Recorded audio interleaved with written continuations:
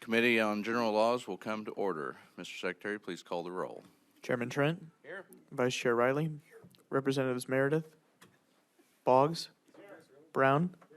Davidson. Hardwick. Hurlbert. Engel. Pollitt. Pollitt. Rogers. Schnelting. Schroer. Schwadron. Sharp. Weber.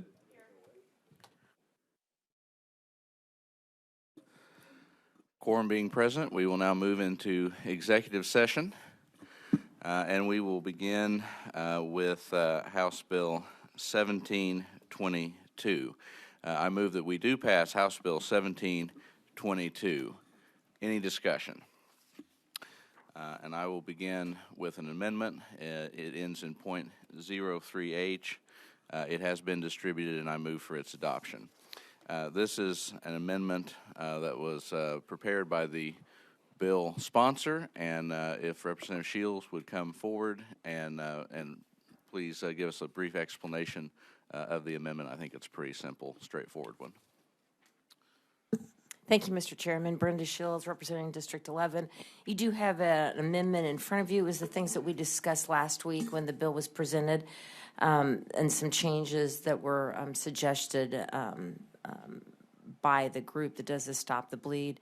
The first was they didn't think it was necessary that we had Stop the Bleed kits in every classroom. They thought that if we had larger kits in areas of high traffic, near auditoriums, cafeterias, gymnasiums, or places where people would be more prone to maybe be injured, like vocational schools, so that amendment was added, so it's not in every classroom now. They also, we kind of left it to the schools to pick 5 individuals that would be the trainers of the Stop the Bleed, and they suggested that we name the school nurse and the school health provider, that we also did add any other school personnel that they felt deemed necessary, because some of our smaller schools don't have full-time nurses on staff, so that would maybe make it easier for them. And then when we got into the protocol, we got into some details on how the training would be taught, and they thought we should just clean this up, and that the training that we provide all of our personnel is called Stop the Bleed training, which is the protocol for this kit. So those are the changes, and then the others are just technical by changing not lines and numbers. So thank you, Chairman, for letting me.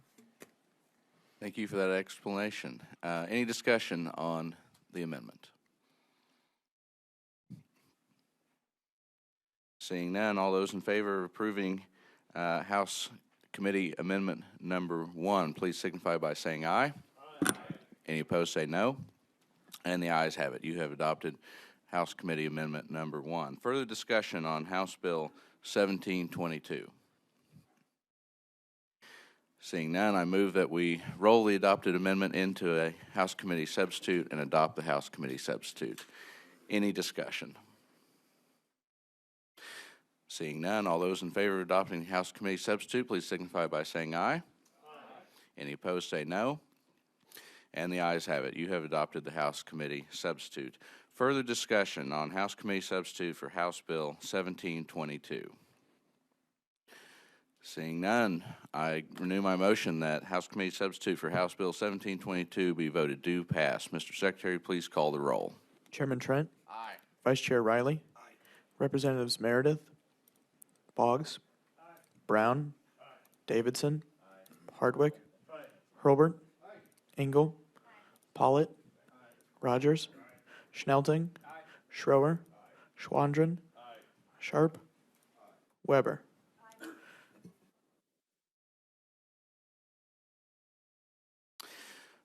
By your vote of 15 yes and 0 no, you have voted do pass House Committee Substitute House Bill 1722.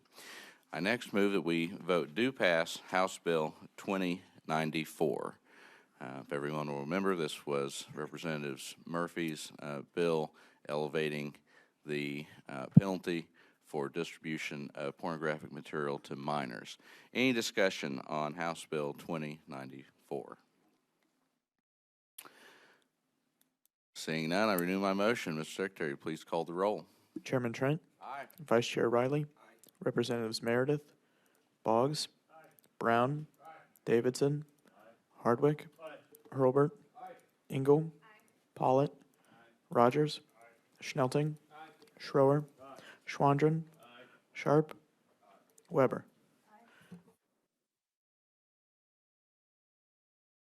By your vote of 15 ayes and 0 noes, you have voted do pass House Bill 2094.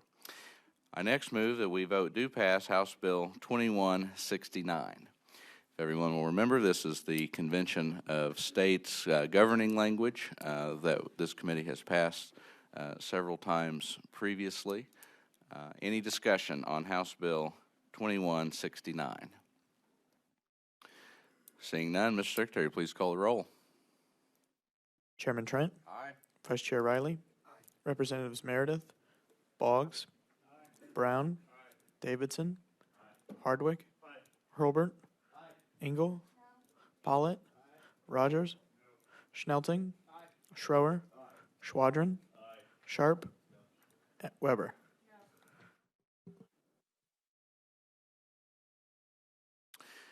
By your vote of 11 ayes and 4 noes, you have voted do pass House Bill 2169. I next move that we vote do pass House Bill 2163. If everyone will remember, this is Representative Haux's bill on graveyards. Any discussion on House Bill 2163?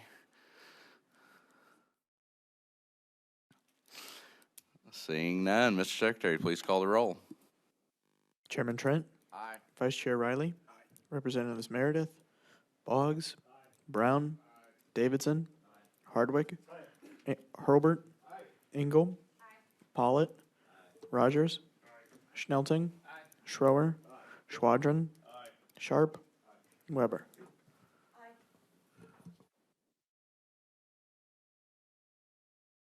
By your vote of 15 ayes and 0 noes, you have voted do pass House Bill 2163.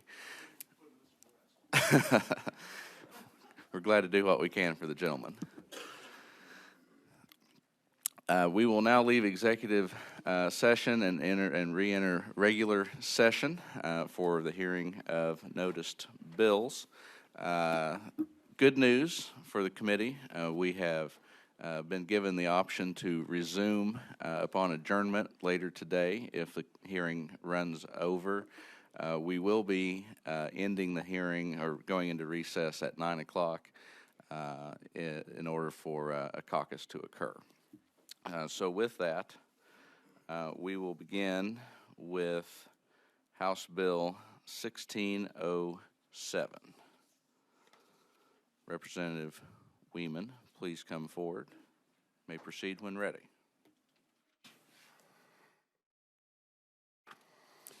Thank you, Mr. Chairman. For the record, my name is John Weeman, State Representative, District 103, St. Charles County. Today I'm presenting House Bill 1607, Firearms Industry Protection During the State of Emergency. During the COVID-19 crisis, many states and local jurisdictions ordered the closure of gun stores and other businesses in the firearm and ammunition supply chain. That included states in Washington, New Mexico, Michigan, New York, and Massachusetts. Because of government regulation of firearms in today's age, this effectively denied countless Americans the ability to exercise their fundamental right to bear arms. It is interesting to note that the Department of Homeland Security's 2020 guidance on essential workers included workers supporting the operation of firearm and ammunition product manufacturers, retailers, importers, distributors, and shooting ranges. The purpose of this proposed legislation is to ensure that no future government business closure directives will prohibit, restrict, or reduce the operation of a firearm business. This protection is justified in the bill, due in fact to the right to keep and bear arms is a fundamental right. The term firearm business is defined as any business engaged in the manufacturing, distributing, selling, or training for the use of firearms or ammunition.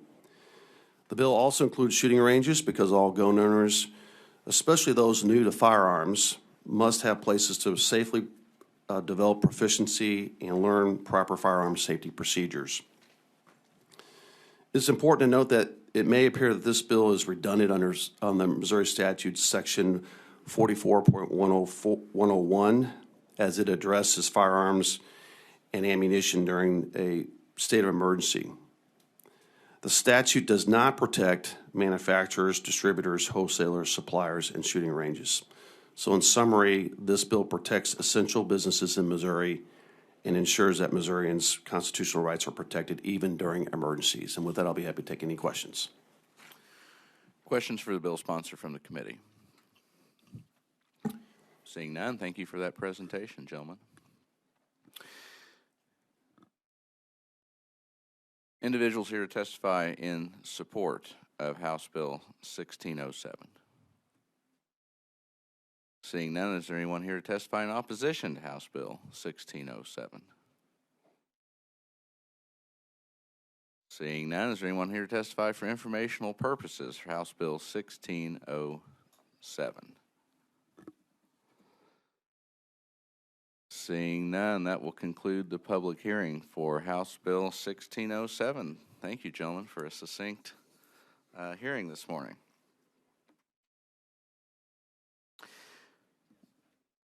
We will next move to public hearing for House Bill 1490. Representative Porter, please come forward. You may proceed when ready.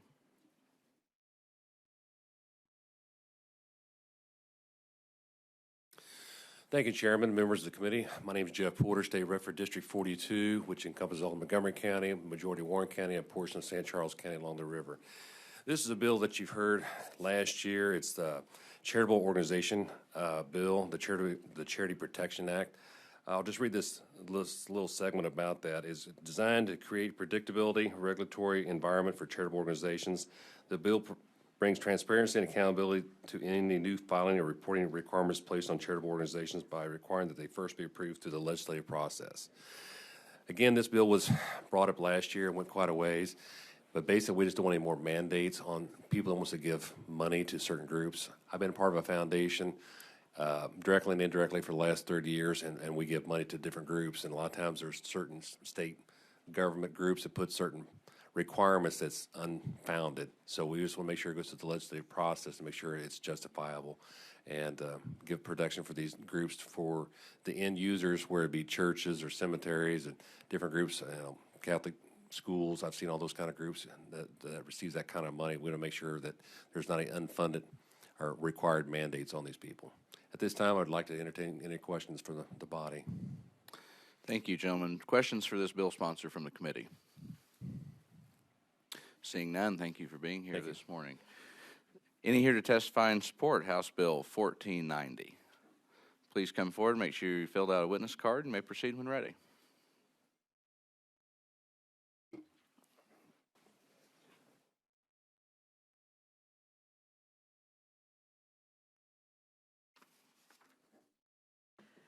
Mr. Chairman, members of the committee, my name is Megan Schmidt, and I'm the Director of Government Affairs for the Philanthropy Roundtable. And Could you make sure that you're closer to the microphone? I'm having a little bit of a hard time. I want to make sure that the folks listening out there on the internet can hear too. Sorry, is this better?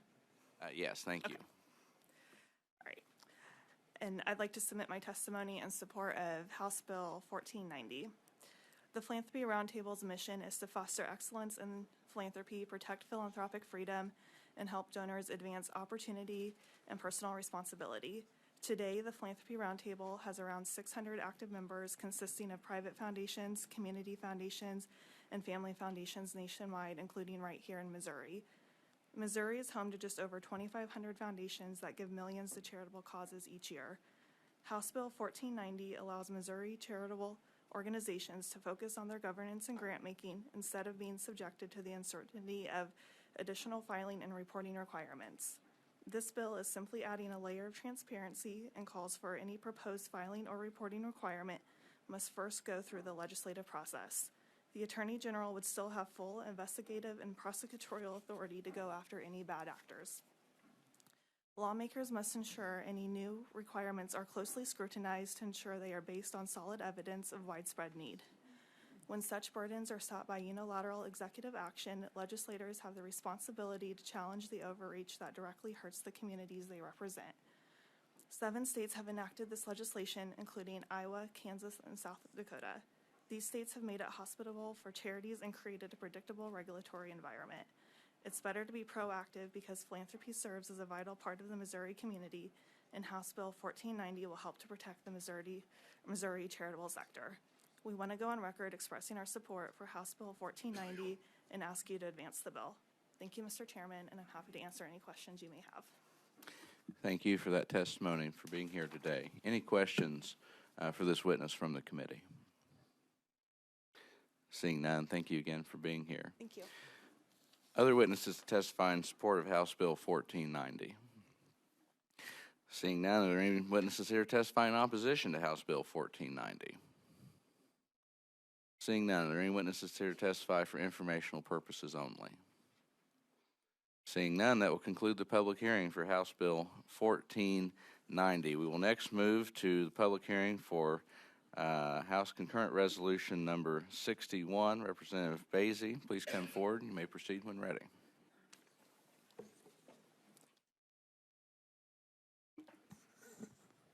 Good morning, Mr. Chairman, members of the committee, Representative Chuck Basie from District 47 in Central Missouri. And I'm here to present House Concurrent Resolution number 61. This is just an application to for a convention to establish term limits on members of Congress and on the national level. This actually passed the General Assembly back in 2018, and it was SCR 40 at that time. Senator Hoskins carried that in the Senate, and I was a House handler on that. And we had this same bill, I don't remember the number last year in this committee, but it didn't, like most other bills last year, didn't make it very far. But anyway, so this, it's just to join a few other states that have already passed this. Right now it's Missouri, but in 2018 that there was a amendment on the floor of the House that put a 5-year sunset, so that's why we're back here now, just to renew that effort. So in addition to Missouri, Alabama, Florida, and West Virginia has had full passage, and then there's 6 or 7 other states that have had one chamber pass it, and it's there's 12 other states that have had this filed this year, so it's a work in progress. It'll probably be several years before this comes to fruition, if it does at all. I'd be happy to answer any questions. Thank you for that presentation, gentlemen. So as you mentioned, Missouri is a signatory to a convention of states call for term limits, but that call also includes balanced budget amendment and other limitations on federal regulatory power. This one is just the That is correct. Just for term limits. Yeah. So it's sort of a parallel pathway to accomplish just that narrow objective. That is correct, and even if the other call is not concluded successfully. Yes, sir. That's correct. All right, excellent. Any questions for the bill sponsor from the committee? Yes, Representative Boggs, please proceed.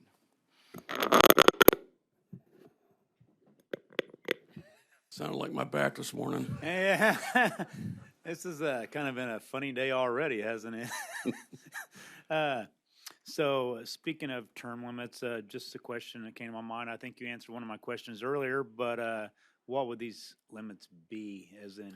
Well, that would be established by the people that gathered for this convention, if ever happens. Okay, so this isn't putting a term on that. No, there's no specified, like what we have here in Missouri, 4 in the House, 2 in the Senate. So, but it would allow the group, the states that are involved in this to set those parameters. This kind of makes this is a conversation, the first conversation piece to play in the rules for that. Yeah, two-thirds of the states have to pass this in order for a convention to be called. And then once that happens, then I think to pass anything, it's going to take 3/4 of the states to agree to it. And what was those states again that's already on this?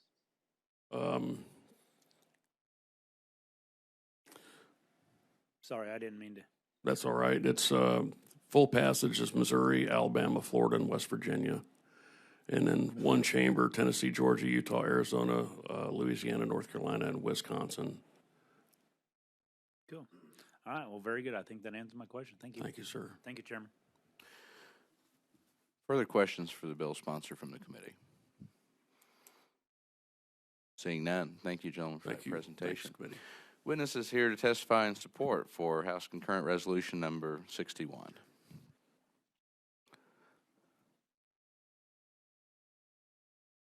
Mr. Chamber, members of the committee, Tracy King here representing U.S. term limits, and Representative Boggs, you made my point for me. We're not asking you to determine what term limits should look like for Congress, but at least to get the conversation started. So thank you. We appreciate the committee's consideration. Thank you for being here this morning. Any questions for this witness from the committee? Seeing none, thank you again. Other witnesses here to testify in support House Concurrent Resolution Number 61. Seeing none, are any witnesses here to testify in opposition House Concurrent Resolution Number 61. Seeing none, are any witnesses here to testify for informational purposes only? Seeing none, that will conclude the public hearing on House Concurrent Resolution Number 61. We will next hear House Bill 1698 and 1912 in tandem. If the bill sponsors would like to come forward, may proceed when ready.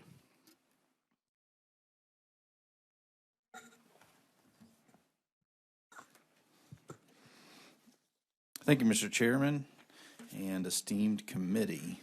For the record, Representative Ben Baker, the 160th District, Newton County. This is a bill that we did last year, almost got all the way through, but like many, died a horrible death on the other side of the building. This bill simply removes churches from the current list in Chapter 571-107 of places you specifically cannot enter even with a CCW permit. Currently, the way it works is you have to have explicit permission from a pastor to be able to carry in church. We're putting this on the same level with businesses, where that if you have a CCW, you can enter unless the business puts a sign up that says otherwise. For the record, Nick Schroer, House District 107, home of the very memorial, Waylon Jennings Memorial Highway.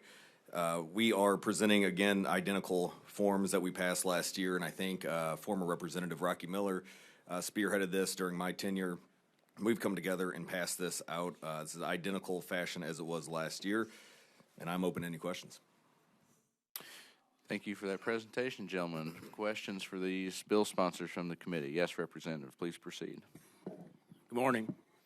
So if I remember this right, and if I understood what you said, any churches that disagree, if we were to pass this and it become law, any churches that disagree, all they have to do is put a sign on the door that says, guns are not welcome, and that would stop anybody with the concealed carry to go in here. That's correct. Yes, ideally it would, as we've seen in many other states that have had prohibitions on guns in churches, not to the extent that we have. Merely that sign has not stopped criminals from coming in with firearms in the past, but legally they could allow certain guns currently with permission. If they don't want firearms, legal firearms within their place of worship, they could put up a sign just to say, we're not allowing it. So let me restate that. Absolutely. So criminals could still come in, but law-abiding citizens could not because of the sign, correct? Correct. Thank you. Yes, Representative, please proceed. Thank you, Representatives. Then to clarify also, if this doesn't change the private property rights of the church, so if you came in with a firearm and I were the pastor or the church owner, I could still say, I want you specifically to leave. Is that correct?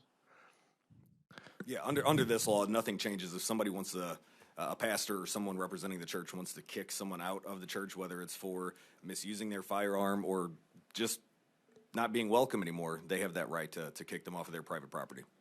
Thank you. Yes, Representative Meredith, please proceed. Thank you. So just to also clarify, under current law, if a church disagrees with current law, they can also just put up a sign saying that they do allow firearms, correct? Yeah, they could do that currently or under this bill if it were to go into effect. Just making sure. So in either case, a church can actually go opposite what the default state policy is. Do you have any data on the churches in our state and what the majority of them prefer? Which default policy? I don't have any data saying that or looking into that issue. Okay. You know, as far as my bill's concerned and the reasoning behind it, it has been pastors that have come to me and asked for this because they don't want to be the arbiter of who carries in church. They just want people to have the training and leave it to them. So I hear that. I do suspect that it might be a surprisingly high majority that prefer the existing law. And the only reason I ask is because if the default position is going to be something that they can have a position otherwise but have to put up a sign for, it might be nice to reflect what the vast majority of them prefer. So if you could find that out, I'd be curious to see. Secondly, so you made it sound like nothing changes with the ability to prohibit guns for a church that wants to put up signs. Can you explain the difference in consequence for somebody that violates what the sign says versus if they currently violated the law and were found to have a gun when they weren't allowed to? Are you talking the broad sense or just in churches? Just in churches. That's what your bill's about, right? Yeah, so currently, well, if this were to go into effect, it would be treated just like a business. You know, if there's a sign is up that there's no guns allowed in these churches, a pastor, someone working for the church, the place of worship sees that that person has a gun, they tell them to leave. If they don't leave, you can call the police and arrest them for trespassing. That's if they don't do any other criminal activity whatsoever. Again, it is very similar to like someone breaking the law, breaking a prohibition, and taking a gun into a quote-unquote gun-free zone. As long as no other criminal activity is being done in that place of business or place of worship, they would be charged with trespassing if they did not leave after they were told to. Do you know what the penalty would be if they were forced to leave after they were told to? Speaking with the prosecutors, I think it's just, as of right now, trespassing. Okay. You'd be charged with trespassing as long as that is the only thing that you did. But if do you know what arrest, the penalty would be? Offhand, I don't. Okay. And there would be no penalty for simply violating the rule if they left when they were told to? Correct. And under current law? I believe that's the same, under current law. With the churches, I think it's a little bit different. Yeah, churches are what we're changing in this. Correct. Law, so. Yeah, so it is a little bit different, but I think, just to the points that Representative Baker has stated, there are certain pastors or heads of churches. I know there's going to be opposite viewpoints, but in my district in St. Charles County, I've been speaking with different pastors. They do not want to be the arbiter. They don't want to know. And if something does happen, they can call law enforcement to come in and deal with it. But they don't want to be. Now, either way, they are the arbiter, right? I mean, either way, as you're saying, they have the authority to put up a sign. Correct. They have a policy as a church. Either their policy is we allow guns, or their policy is we don't allow guns. And some that support this legislation that I've talked to, they want to have a blanket policy, and I know they do have that ability right now. They could put up signs that say no guns allowed. Some do. But now you're forcing all the others to put up signs that want the law as it is.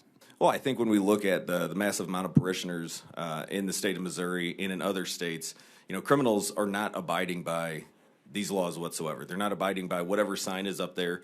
So that's why I think we should allow the Second Amendment to be extended into these places so long as somebody's doing it in a lawful manner. Now, if it's people that are violating the policy of the church knowingly, because if you're saying criminals are going to do it no matter what. Right. If a church puts up a sign, though, and the criminal goes in with a gun anyway, they're no longer a criminal.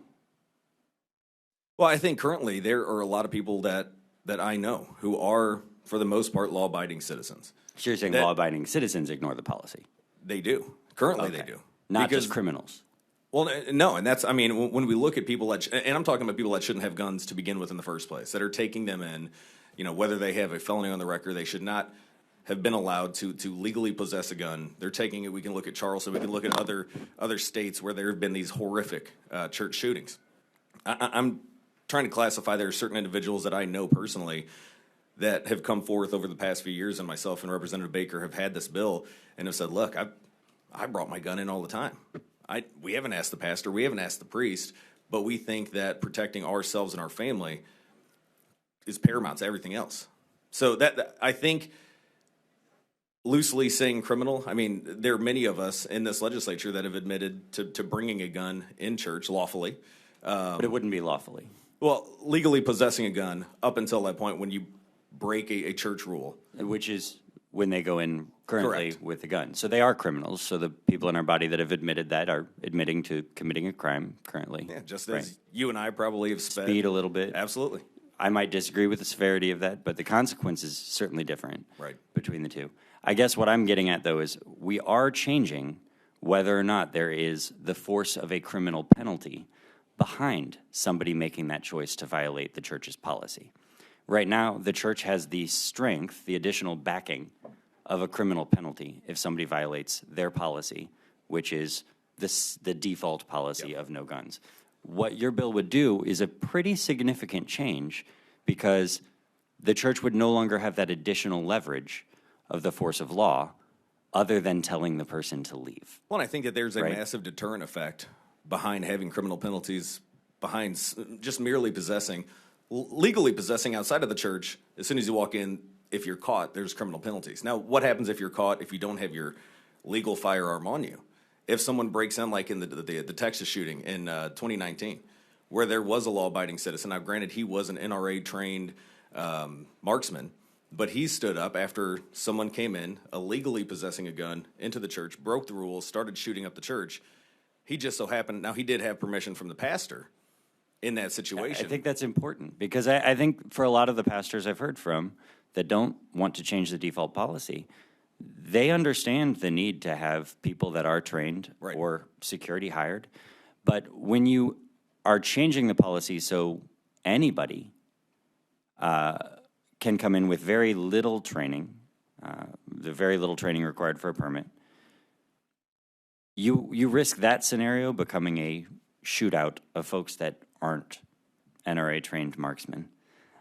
So I think it's worth exploring why so many churches seem to oppose this change, because we're talking about it as if it doesn't functionally change anything because they can still have a policy with a sign.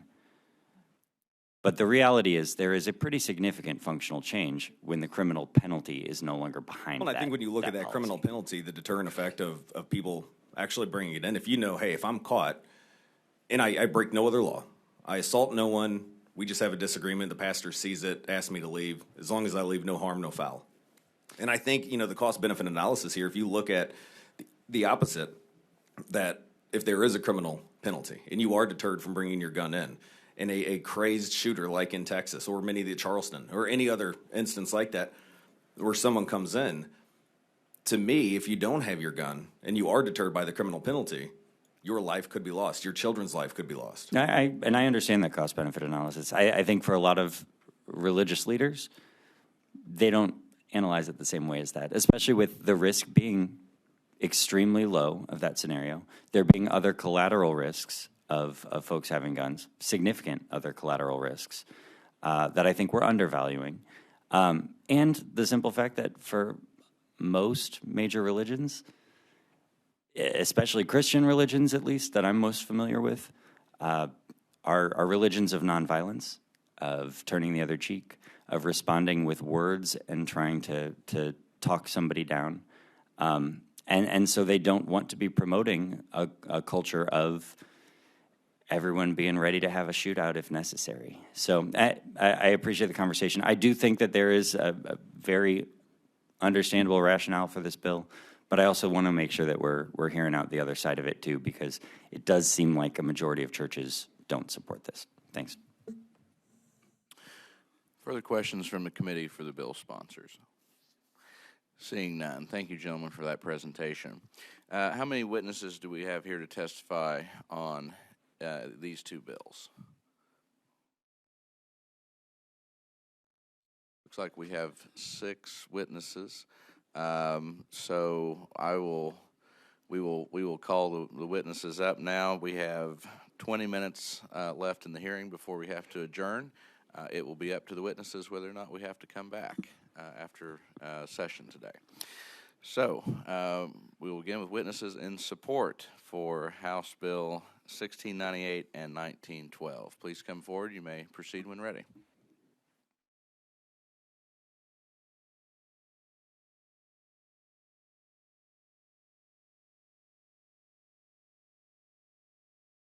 My name is Royce Barandes. I am a law professor by profession. I do not practice in Missouri. I do not practice anywhere at this point in time. I am speaking to you. It is on. There we go. Sorry.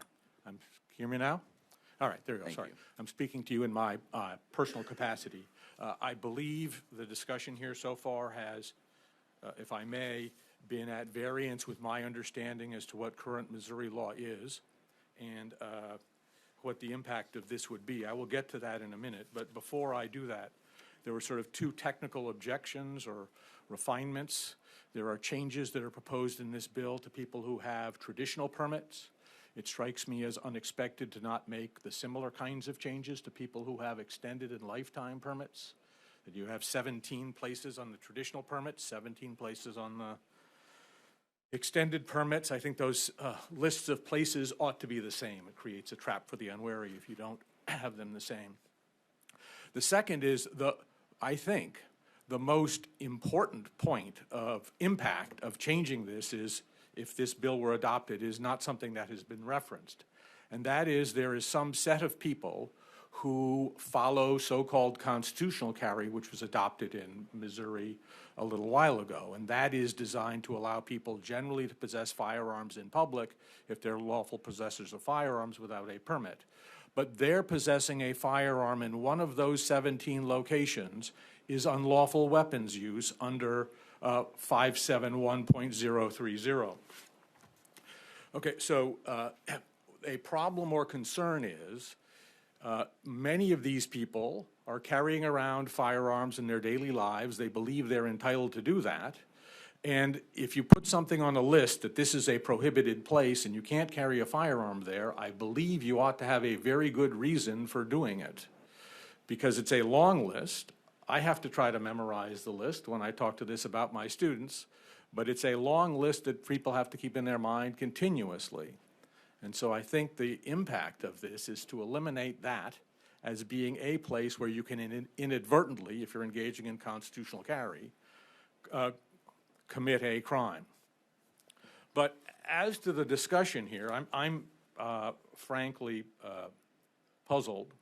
Right, so this bill would eliminate one of 17 places in 571.107.1. So let me read 571.107.2, the first sentence. As to people who currently possess permits, quote, carrying of a concealed firearm in a location specified in subdivisions 1 to 17 of subsection 1 of this section by any individual who holds a concealed carry permit issued pursuant to various sections shall not be a criminal act. Okay. Shall not be a criminal act. That is, the 17 locations we're talking about include the one that's going to now be struck. It is not a criminal act under this section. It expressly says it's not. And if you look at 571.030, that is the unlawful use provision, and it starts off saying places where possession is listed under 571.10, whatever it is, 571.107. It said 571.030 says possessing a firearm in one of these various locations generally is a crime. That's why the concealed, the people who rely on constitutional carry can end up inadvertently committing a crime. But it's not a crime for unlawful weapons use for somebody who has a permit. It's not right now. It is not. I just read the statute. That's all I had, but I will entertain any questions. Thank you for that presentation. Questions for this witness from the committee? Yes, Representative Meredith. Thank you. I'm sorry, where'd you say that you're a professor? The University of Missouri, although to make sure I'm abundantly clear, I am speaking only in my personal capacity. I was just curious. You said you're a law professor. Yes, just I am. wondering where. Okay, so under this bill, I don't have it in front of me. I apologize. Thank you for helping clarify what is and isn't currently criminal law. Under the current law, not the bill, if a person that is relying on constitutional carry, you're saying, so doesn't have a CCW, if they go into one of these places, including a church, Yes. are they committing a crime? Yes. Okay. Under this bill, would they be committing a crime? Not if they're lawfully possessing a firearm or not engaging in other unlawful Right. conduct. So- Now, there is one exception, and the exception is if somebody has notice that their presence is prohibited, that can give rise to a crime of trespass, just like it can for anybody who. Do you know what the currently who has criminal consequences for that trespass? I don't know. I believe it's ordinarily an ordinance, so you'd have to look at the ordinance in the individual location, but I'm not So positive. not a state crime? I'm not saying that it's not a state crime, but there are multiple jurisdictions that can end up creating, criminalize various things. So I don't know, I don't know Not if sure the what the entire difference abundance is then. Excuse me? So, but under state law alone, it goes from being a crime to not a crime? No, for somebody who has a permit. No, somebody without a permit is what I'm Somebody asking without a about. Yes. permit, it would go from somebody without a permit. Yes. It would go to a not crime unless there's some form of trespass. Okay, so somebody who hasn't taken the steps required to get a permit in the state, which aren't huge, for them, it does change, exactly as we talked about a little bit ago, the leverage and power of force of law that the church has to tell them not to bring a gun in, correct? Yes. Okay. It sounded to me like you were suggesting otherwise because it's not currently a crime, but it is for those folks. For the people who are engaging in constitutional carry, yes, it is. I'm not sure that they know that it's a crime. Now, for those with a permit, and I agree, they might not know it's a crime. I think that's true of a lot of crimes on the books. For those that do have a permit, currently you said it explicitly says in the statute it is not criminal. I read it to you. So then, what is the consequence under the law? Is it a fine? Of just doing it? Just doing it by itself, if that's what's happened, is I'm not aware of any consequence. There are consequences if people are asked to leave from one of these locations and they don't. Then, at that point in time, one having noticed that one is supposed to leave and not, that would give rise to your presence being unlawful and therefore you're trespassing. So there is that, and there's a list of sequential penalties for people who do this repeatedly if they don't leave when they are asked to do so, if they have a permit. It's listed in 571107.2, and I can't summarize it to you off the top of my head. I apologize, but you can take a look at it. It's a sequential list of various fines and so forth, and I think ultimately your permit can end up getting suspended if you continuously do that. That is, be there and then refuse to leave when asked. Sure. So then, after this bill passes, though, that second violation wouldn't be subject to a fine, and that third violation wouldn't be subject to the larger fine and risk of losing your concealed carry permit, correct? I believe that to be correct. Okay. So even for those with concealed carry, it does take away some of the existing leverage of a church to actually enforce their policy, correct? Yes. Okay, just making sure. Thank you. Further questions for this witness from the committee? Seeing none, thank you for being here this morning. Best of luck. Further witnesses to testify in support House Bill 1698 and House Bill 1912. Seeing none, any witnesses here to testify in opposition House Bill 1698 and 1912. Please come forward. Make sure you fill out a witness card and may proceed when ready.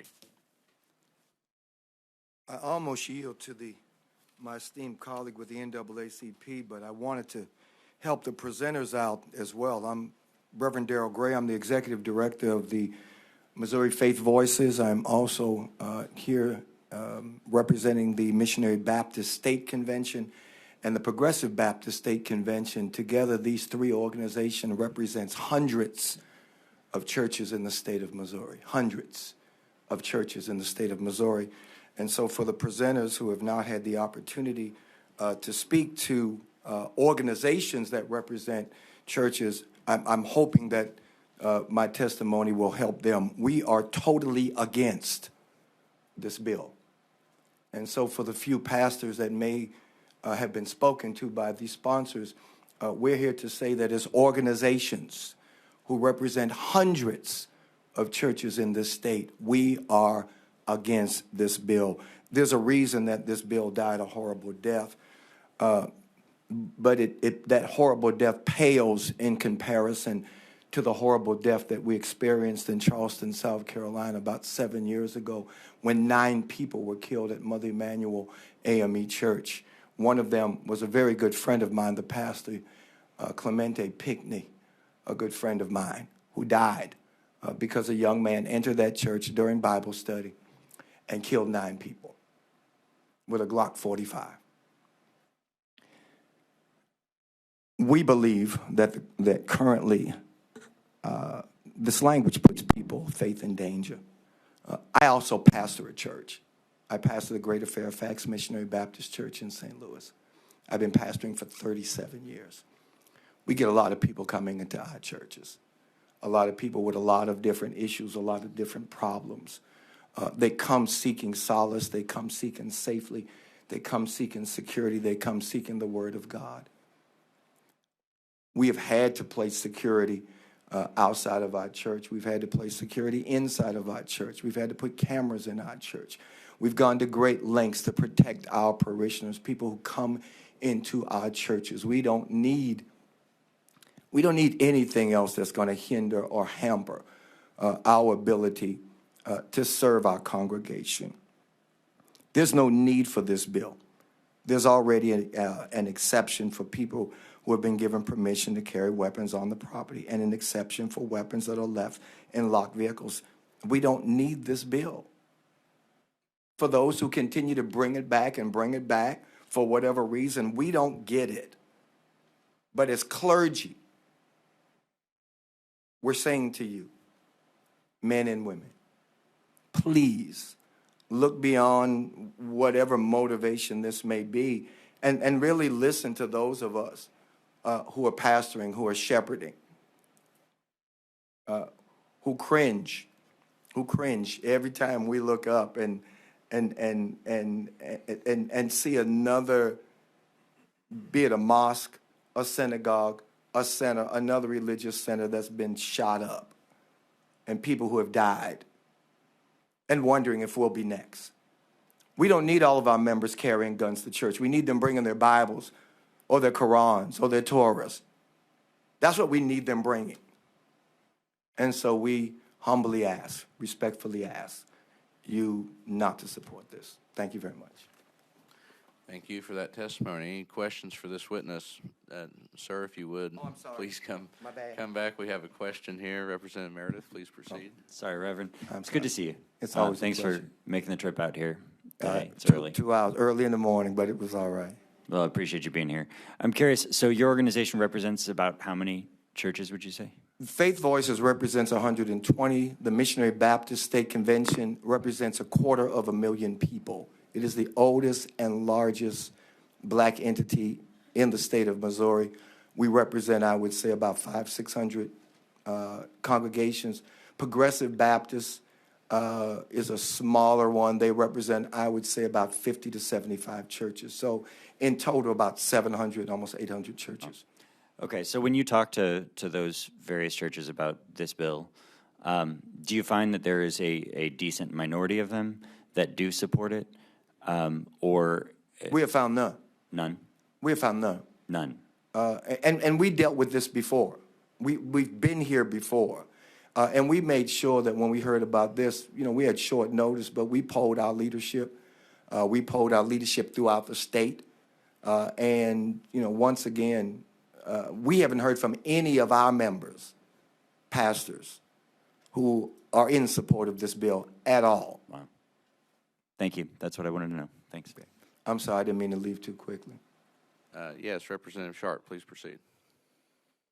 Thank you, Mr. Chair. Just to inquire.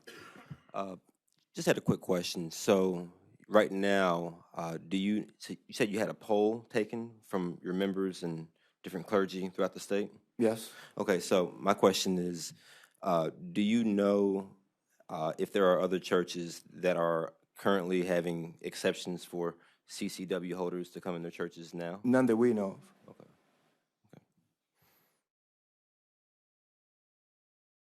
Further questions for this witness from the committee? Seeing none, thank you for being here. Thank you very much. Additional witnesses in opposition, please come forward, and this will probably be our last witness, and then we will go into recess. So please proceed. Thank you, everyone. My name is Daniel Bogard. I'm a rabbi at Central Reform Congregation in St. Louis, and I'm here today because I genuinely believe that these bills put my First Amendment rights to practice my faith at risk. I come from a tradition that believes so intensely that our places of prayer must remain free of weapons, that we don't even allow a knife to cut our Sabbath breads. For our faith calls us to believe that an instrument of death should not be allowed in our holy spaces. So bills like these, which would force Jewish communities to advertise whether or not we have guns inside, they not only threaten our physical safety, but our spiritual security to practice as Jews in the state of Missouri. Many outside of the Jewish community may not understand how intense the security needs of every single Jewish institution in this state and in this country are. Hundreds of thousands of dollars in my congregation alone have been spent on keeping us safe from anti-Semites who can buy weapons of mass violence at Walmart. We now have to employ an off-duty police officer every time any of us want to gather in our community so that we can worship in peace without being gunned down. We're trying to figure out how to buy $250,000 of bulletproof windows. I begin to think of these costs that have been placed on Jewish communities like mine as a sort of Second Amendment tax that we have to pay in order to be safe enough to practice our faith and exercise our First Amendment rights. Every time a law like this is passed, it effectively taxes Jewish institutions who yet again have to strip thousands of dollars from our operating expenses, from our mission-driven work, and put it into security, into staying safe from an anti-Semite with a gun. I know many of you know about the awful attack in Corryville just a few weeks ago, but what made less news was that my synagogue here in Missouri was threatened just a few months ago by someone who said that they were going to come shoot us up, that they were going to blow up our building, and the FBI had to intervene. This is our reality as Jews in Missouri in 2022. And it's why I drove 2 hours out here early in the morning to beg you all to please not pass this law, to not make it even harder than it already is to practice our faith in security and safety here in the state of Missouri. Thank you. Thank you for that testimony. Questions for this witness from the committee? Seeing none, thank you for being here and for traveling such a long distance to be here. Good morning. I just want to add briefly, I'm with the Jewish Community Relations Council of St. Louis. We drove here together this morning, and we need to get back. The one thing that hasn't been yet mentioned this morning is the Establishment Clause of the Constitution. and which protects citizens' right to practice their religion as they please, so long as the practice does not run afoul of public morals or a compelling government interest, commonly referred to as the separation of church and state. These two bills clearly cross that line and take away the rights of clergy and religious communities to determine what is and what is not allowed in their private spaces. So please do not take away the power of our community institutions to decide how to create a welcoming and safe environment for our members. Government control has no place in our houses of worship. There is a separation of church and state, and for those reasons, we ask you to oppose these two bills. Thank you for that opportunity. Thank you for your testimony. If I could see a show of hands again of how many witnesses are left to testify. Looks like we've got 2. Looks like it, am I hearing that's going to be short? We will try to squeeze it in. We do need to adjourn quickly, so if they're going to be long testimonies, because we do want to receive all of your testimony, we want to make sure that everyone is able to say everything that they want to say, and if we have to recess to do that, we will. Please proceed. Morning, Mr. Chair, distinguished gentlemen of the General Assembly. My name is John Bowman. I am president of St. Louis County NAACP, representing nearly 1 million residents in this area.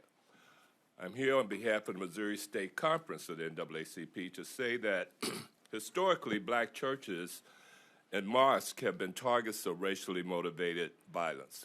So still today, we see increase in violence at synagogues, black churches, and other places of worship. As a former state legislator, I do recall learning governing is about balancing rights.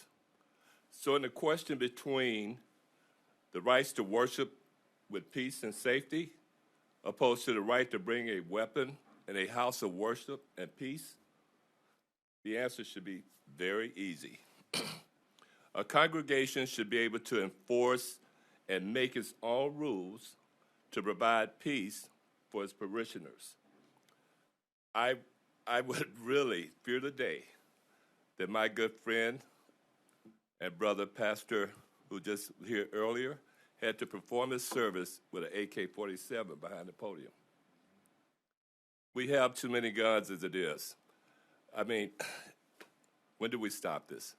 The numbers are disturbing, and we need to represent the interests of our constituents in this city and in this state and everywhere else by allowing people to worship in church safely without fear or reprisal from an angry person with a gun.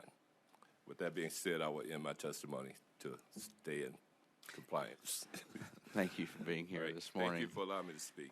Any questions for this witness? Seeing none, thank you again. And looks like our last witness. Thanks for accommodating us for just for a quick moment. My name is Brian Kaler. I am president of Word and Way, a Christian publication here in Missouri since 1896. I'm also associate director of ChurchNet, which is a statewide network of Baptist churches. And I'm not going to go through all the things that have already been said by some of my colleagues, but I just want to note this bill isn't necessary because houses of worship can already allow concealed carry if they want.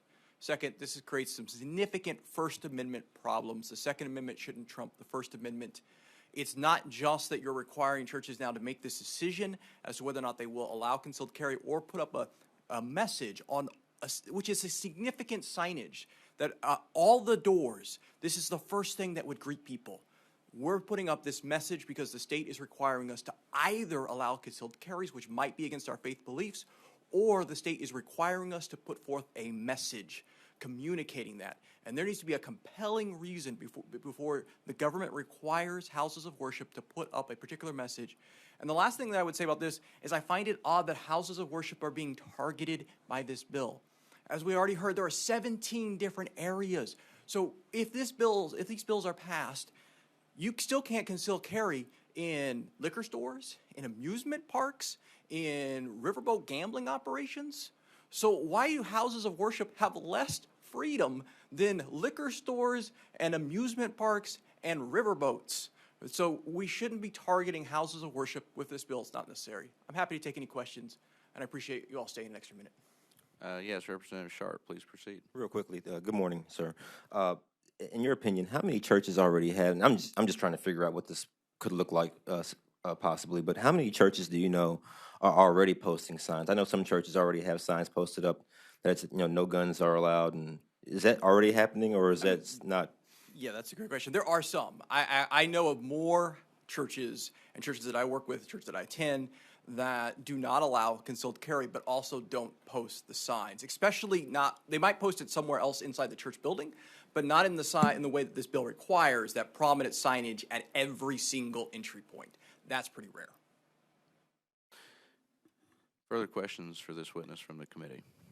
Seeing none, thank you for being here this morning. Any other witnesses to testify in opposition, House Bill 1698 or 1912? Any witnesses here to testify for informational purposes only? Seeing none, that will conclude the public hearing on House Bill 1698 and 1912. I appreciate the forbearance of the witnesses and the committee, and with that, we are adjourned.